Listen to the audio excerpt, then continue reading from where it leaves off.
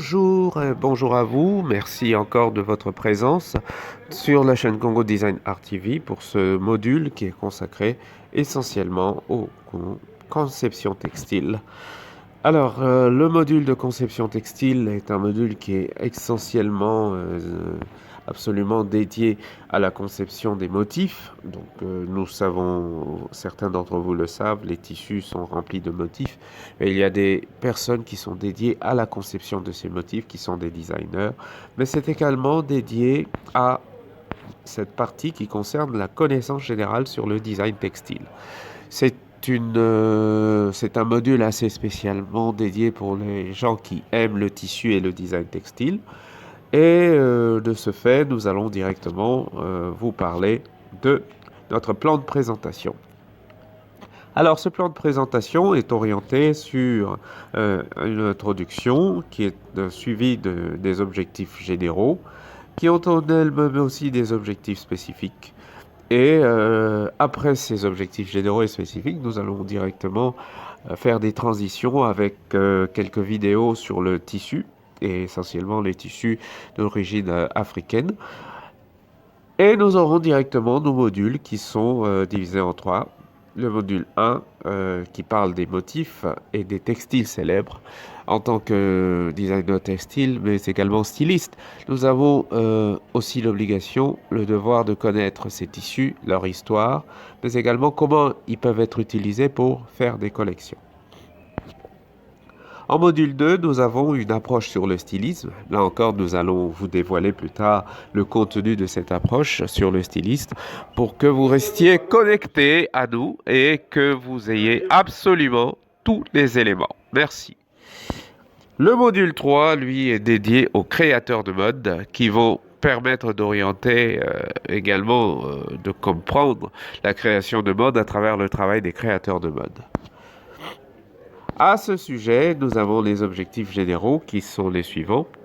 Le module de conception textile vise à orienter les apprenants sur l'origine des motifs et des tissus et leur utilisation actuelle dans le domaine du design de mode. Et là encore une fois, je vous remercie de votre autorité pour pouvoir bien nous spécifier, bien comprendre que les motifs ont une origine très claire et il se fait que c'est très important de pouvoir en parler. Alors sur le deuxième point, ce sera sur les choix de la technique de mise en œuvre qui permet de matérialiser la création textile. Il y a plusieurs techniques de mise en œuvre qui sont intéressantes et qu'il serait intéressant de parler. Et nous allons tous pouvoir les développer les uns après les autres dans ce processus. En troisième lieu, le module de conception vise à orienter les apprenants sur la maîtrise d'œuvre. Une maîtrise d'œuvre, c'est savoir comment vous allez matérialiser ce que vous pensez en dessin, mais afin de pouvoir avoir un produit qui corresponde et qui soit aussi de meilleure qualité. Alors, nous continuons avec vous les objectifs spécifiques sur le module. Dans les objectifs spécifiques, nous avons également le premier qui est renforcer le processus de conception des collections comme un outil de création efficace. Donc, il y a les collections de motifs, mais il y a aussi les collections de vêtements. Dans les collections des motifs, on doit développer des thèmes et à partir des thèmes et pouvoir donner un certain nombre d'orientations qui peuvent vous aider.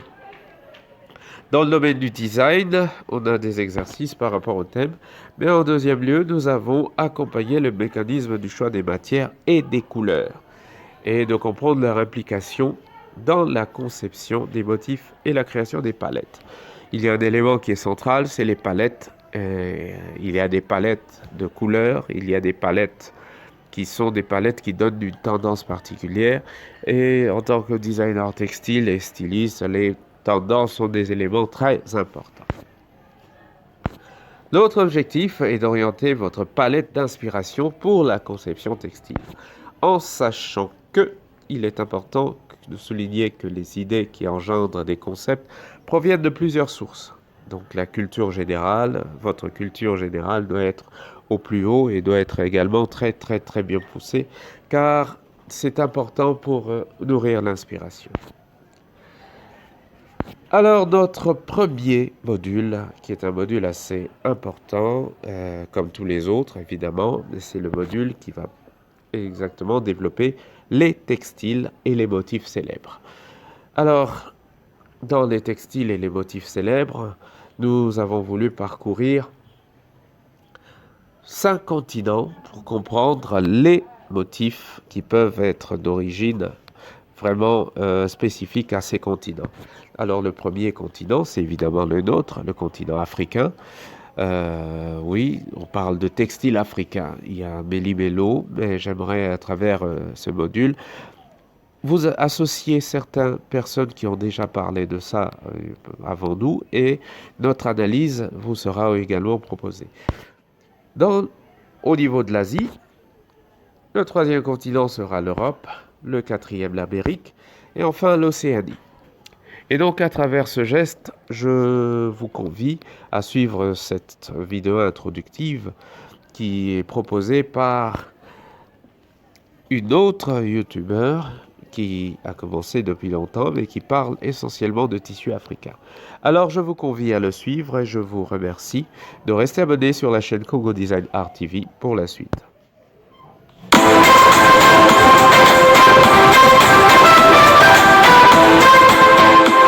Bonjour à toutes et à toutes et bienvenue pour cette nouvelle vidéo.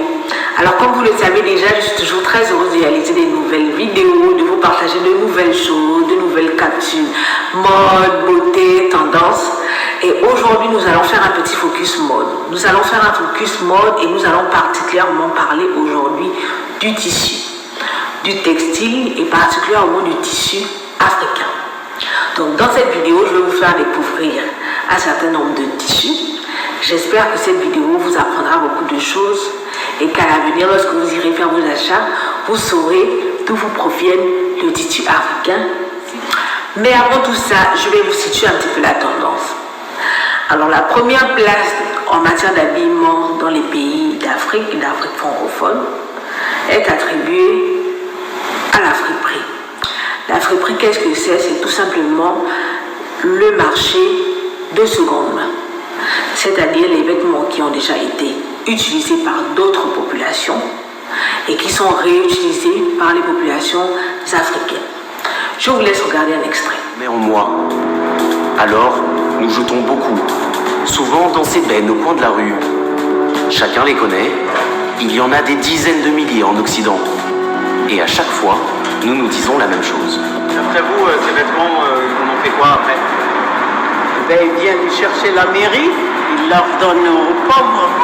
En poids de plus de 50 milliards de t-shirts.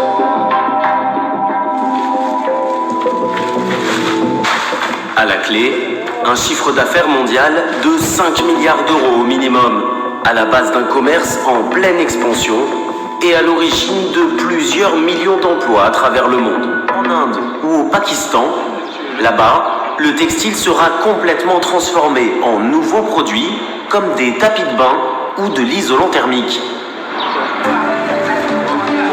Nous voici au Sénégal, qui importe 7000 tonnes de vêtements usagés tous les ans. Ils font concurrence aux habits traditionnels ou aux vêtements à bas prix importés de Chine.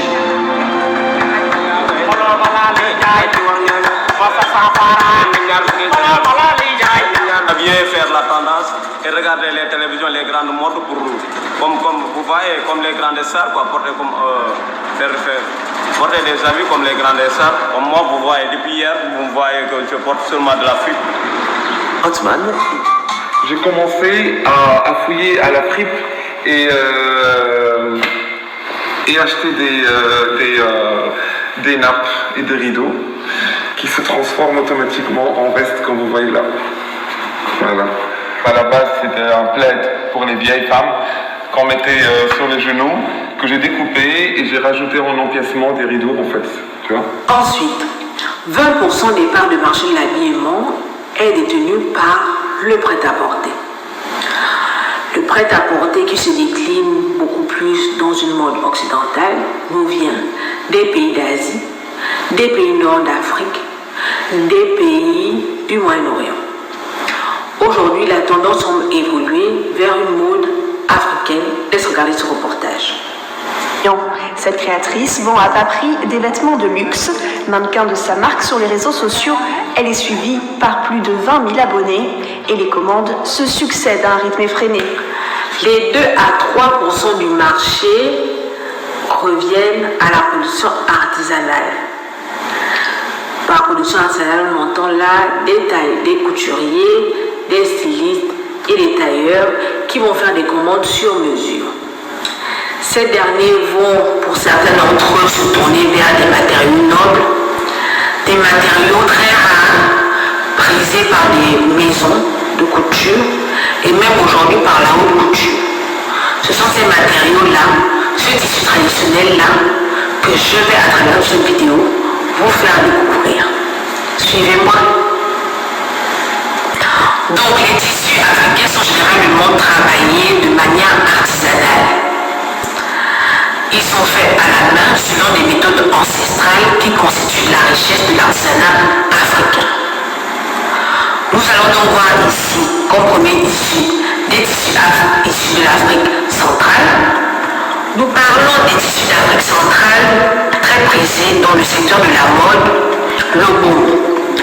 Le baume est une écorce d'arbre que l'on nouait avant, donc chez les anciens, autour des hanches. Il servait de cache-sexe pour les hommes et pour les femmes. Il était une marque d'élégance chez les peuples écans que l'on peut retrouver au Gabon, au Cameroun et en Guinée équatoriale. C'est un tissu très résistant. De ce fait, il est très prisé dans l'univers de la mode.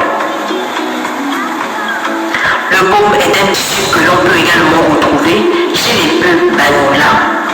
Il est nommé Mutamba et c'est un tissu qu'on portait essentiellement pour des cérémonies et des rites de guérison.